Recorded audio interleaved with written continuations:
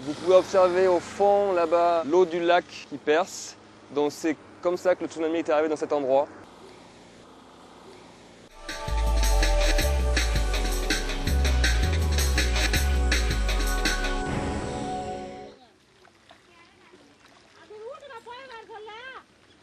Nous sommes à plusieurs kilomètres des côtes. Et pourtant, ici aussi, le tsunami a frappé. La vague est passée par les nappes souterraines et a chargé les rizières en sel, rendant toute culture impossible.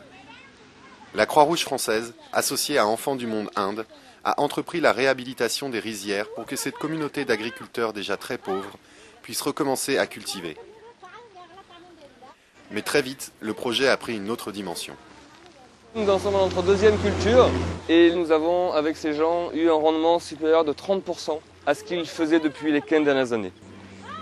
Les femmes faisaient ce qu'elles appelaient un transplantage au hasard. Donc les plantes avaient ou pas assez accès à leur nutrition ou trop.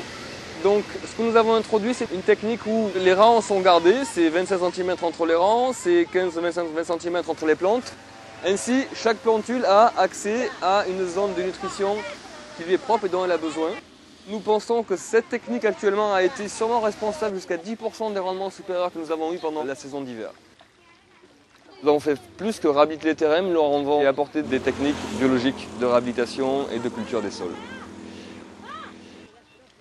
La Croix-Rouge nous disait en France, il y a beaucoup de gens qui ont été touchés par le tsunami, donc qui ont donné de l'argent. Donc la façon dont on a conçu ce projet, c'est de faire en sorte que le maximum de cet argent arrive sur le terrain aux bénéficiaires.